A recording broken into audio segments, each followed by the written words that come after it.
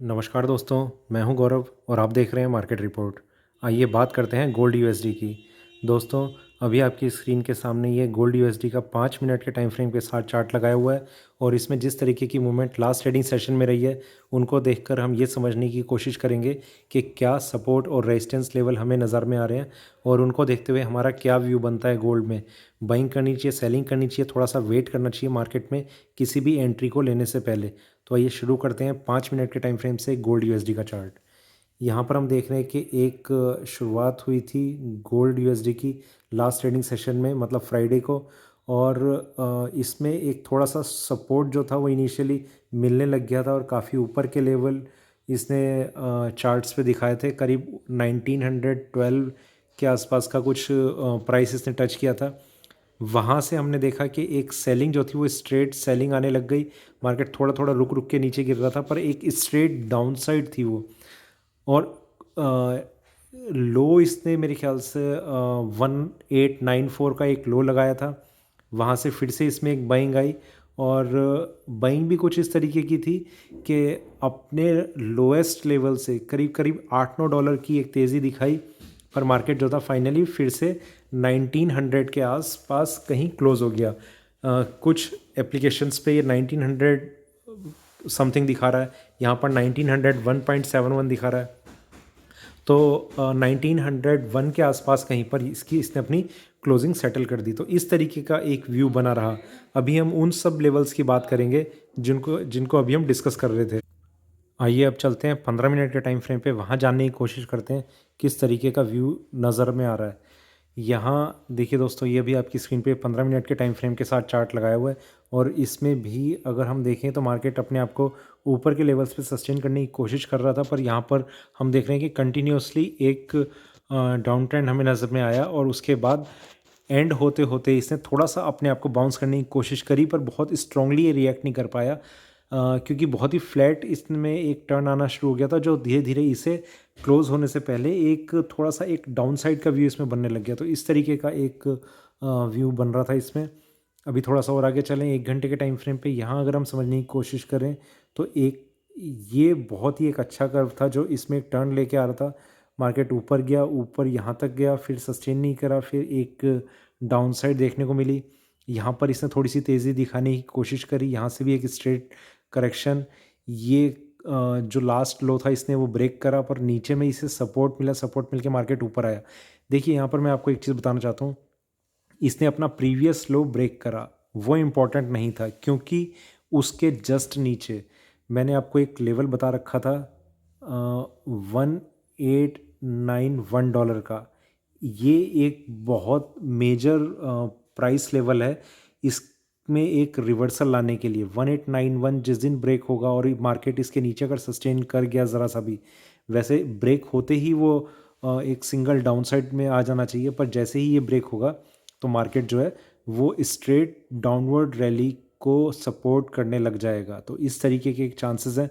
तो उसी वजह से मार्केट में इसका लो ब्रेक करना एक मेजर साइन नहीं था। मेजर साइन था अगर ये इस प्राइस के भी नीचे आ जाता और वहाँ पर ये ट्रेड करने लगता, तो चांसेस ये बनता है कि एक बहुत एक ज़बरदस्त करेक्शन हम देख सकते थे।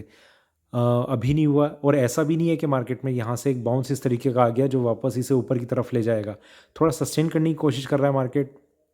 कुछ रीज़न उसका ये भी रहा है कि डॉलर जो है वो स्ट्रांग होना शुरू हो गया था। मतलब डॉलर, मतलब मैं करेंसी की बात कर रहा हूँ, डॉलर वो स्ट्रांग होना शुरू हो गया था। तो ये गोल्ड यूएसडी, इसमें थोड़ी सी हमने एक ओवरऑल तो हमने एक करेक्शन देखी, पर यहाँ पर ये सस्टेन कर रहा है, इसे सपोर्ट मिल गया। ठीक है, थोड़ा सा और आगे बढ़ते हैं 4 घंटे के टाइम फ्रेम पे।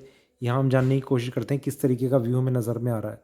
ये एक डाउन साइड थी, उसके बाद से मार्केट जो है गोल्ड एक सपोर्ट लिया हुआ है इसने, सिर्फ उसी सपोर्ट को लेकर ही आगे बढ़ने की कोशिश कर रहा है। देखिए ये एक, अगर मैं इस ट्रेंड लाइन की बात करूं तो बहुत ही स्ट्रेट ट्रेंड लाइन है जिसके ऊपर ही अपने आप को लगातार सस्टेन करने की कोशिश कर रहा है और इसके नीचे आते ही, सस्टेन करते ही मार्केट जो है वो बहुत एक हैवी करेक्शन भी दिखा सकता है और मार्केट जो है वो काफ़ी नीचे के लेवल्स हमें चार्ट्स पे दिखा सकता है। आपकी अगर कोई भी अगर बाइंग की पोजीशन है तो आप उससे, मेरे हिसाब से अभी उसमें बने रहना काफ़ी ज़्यादा रिस्की हो सकता है। सेलिंग के लिए आपको थोड़ा सा वेट ज़रूर करना पड़ रहा है, पर अल्टीमेटली आपको बाइंग की पोजीशन में बहुत ज़्यादा प्रॉफिट भी नहीं मिल पा रहा है। ये चीज़ चार्ट्स पे बहुत क्लियरली शो हो रही है। थोड़ा सा और आगे बढ़ते हैं, एक बार डेली चार्ट्स पे नज़र मारते हैं। वहाँ देखते हैं हम किस तरीके का व्यू नज़र में आ रहा है। ये एक स्ट्रेट रैली थी ऊपर की साइड में, यहाँ से एक करेक्शन, और अभी मार्केट काफ़ी स्टेबल तरीके से आगे की तरफ बढ़ रहा है। ये सिर्फ आगे की तरफ है, बहुत ही स्लाइटली अपवर्ड ट्रेंड है। अगर इसमें ये वाला जो लेवल है जिसके बाद मैं रिवर्सल की बात कर रहा हूँ, वो अगर ब्रेक हो जाता है और उसके नीचे अगर ये ज़रा सा भी सस्टेन कर जाता है, तो एक रिवर्सल इस तरीके का आएगा कि हो सकता है कि 1830 तक के लेवल हमें चार्ट्स पे देखने को मिल जाए। तो उस लेवल को आप इग्नोर ना करें, बहुत ही इंपॉर्टेंट लेवल है, की लेवल है वो, जो गोल्ड में एक रिवर्सल ला सकता है। देखिए आप क्या आपकी पोजीशन है मार्केट में, क्या नहीं है, उन चीज़ों में थोड़ा सा हमारा लॉस कम हो पाए, इसी चीज़ के लिए हम इन लेवल्स का ध्यान रखते हैं। ऐसा नहीं है कि लेवल्स का अगर हमें पता होगा तो हमें लॉस होना बंद हो जाएगा या फिर हमें सिर्फ प्रॉफिट ही प्रॉफिट होगा। देखिए लेवल्स हमारी किस तरीके से हेल्प करते हैं, उसमें एक चीज़ ही सबसे इम्पॉर्टेंट होती है कि आपने कोई ट्रेड ले रखा है, या तो प्लस का होगा या माइनस का होगा। माइनस का है और ये नीचे में डाउन साइड में ये ब्रेक कर देता है, तो आपको वो इस तरीके से समझ में आने लगेगा कि अब मुझे थोड़ा सा और होल्ड करना चाहिए, मार्केट नीचे की ही तरफ जा रहा है और नीचे में जाने के चांसेस अब इसके और ज़्यादा कंफर्म हो चुके हैं। ठीक है, एक तो ये सिनेरियो हुआ। दूसरा ये हुआ कि आपकी लॉन्ग पोजीशन है और आपने मार्केट में होल्ड किया हुआ है। तो अगर आपने होल्ड किया हुआ है, आपको फिर ये पता रहेगा कि 1891 पे मुझे एग्ज़िट कर जाना चाहिए, चाहे कुछ भी हो जाए। बहुत मेजर लेवल है इसका, इसके बाद मुझे होल्ड नहीं करना चाहिए। तो ये प्राइस अगर ब्रेक हो जाता है डाउन साइड में, तो आप यहाँ पर एग्ज़िट कर जाएंगे, जिसकी वजह से आपका जो लॉस, जो 10 की जगह 20 रुपये का भी हो सकता था, वो होने से बच जाएगा और आप 10 रुपये के लॉस को बुक करके आप मार्केट से एग्ज़िट कर जाएंगे। ठीक है, तो दोनों ही सिनेरियो में आपका या तो लॉस जो है वो मिनिमाइज़ हुआ है, या आपका प्रॉफिट जो है वो मैक्सिमाइज़ हुआ है। दोनों ही कंडीशन आपके फंड बैलेंस के लिए, आपके लेजर बैलेंस के लिए काफ़ी फेवरेबल कंडीशन है।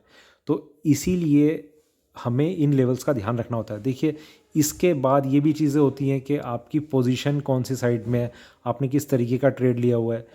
देखिए दोस्तों, जब से ये ट्रेंड इस तरीके से मूव कर रहा है, मैंने अभी तक बाइंग की पोजीशन रिकमेंड नहीं करी है। उसका रीज़न एक यही है कि ओवरऑल ट्रेंड, मतलब इससे भी ज़्यादा, ये तो रिवर्सल आएगा ही आएगा, इससे भी जो बड़े टाइम फ्रेम पर है, वो मुझे एक डाउनसाइड व्यू नज़र आ रहा है। इसकी अगर मैं बात करूँ तो मैं आपको डेली चार्ट्स पे दिखा पाऊँगा। यहाँ पर ये अगर आप देखें तो मार्केट में इस तरीके का एक व्यू बन रहा है। तो ये कहीं ना कहीं आपके लिए ये इस तरीके का व्यू है कि आपको बाइंग की पोजीशन बहुत स्ट्रांगली नहीं लेनी चाहिए। मतलब कि मार्केट में एक जो रैली है वो ऊपर की साइड में आती चली जाएगी और ऊपर के लेवल्स ब्रेक हो जाएंगे, नहीं। जो आपकी पोजीशन है वो बाइंग की ना हो, वो सेलिंग की हो। किस लेवल पे लेनी है, किस प्राइस पे लेनी है, उस चीज़ के लिए हम इन लेवल्स का ध्यान रखते हैं। देखिए जो मैंने अभी, मैं आपको बताता हूँ कौन कौन से वो लेवल्स हैं जिनका हमें ध्यान रखना है। सबसे पहले 1907,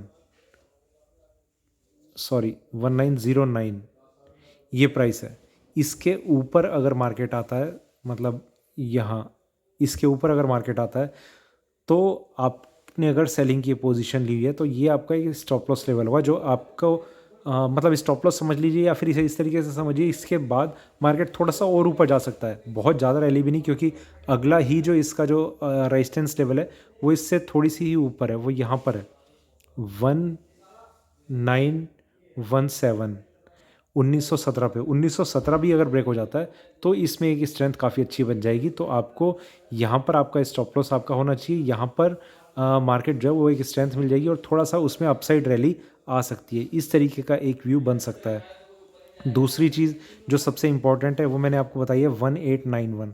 1891 अगर डाउन साइड में ब्रेक हो जाता है तो इसमें एक चांसेस ऐसे बढ़ जाएंगे कि एक बहुत ज़बरदस्त करेक्शन हम देख सकते हैं, जो सेलर्स के लिए काफ़ी फेवरेबल कंडीशन होगी और मार्केट में जो मुझे एक्सपेक्टेड है कि शायद 1830 तक के लेवल हमें चार्ट्स पे देखने को मिल जाएंगे।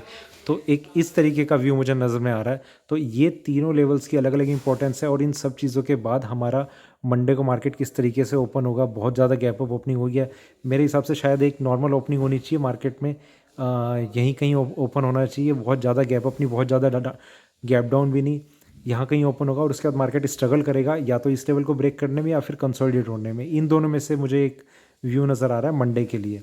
तो जैसा भी रहेगा वो मंडे को देखेंगे। तो ये था मेरा गोल्ड यूएसडी पे अभी का वीडियो अच्छा लगे तो लाइक करें, शेयर करें, बने रहें मेरे साथ, देखते रहिए मार्केट रिपोर्ट। धन्यवाद।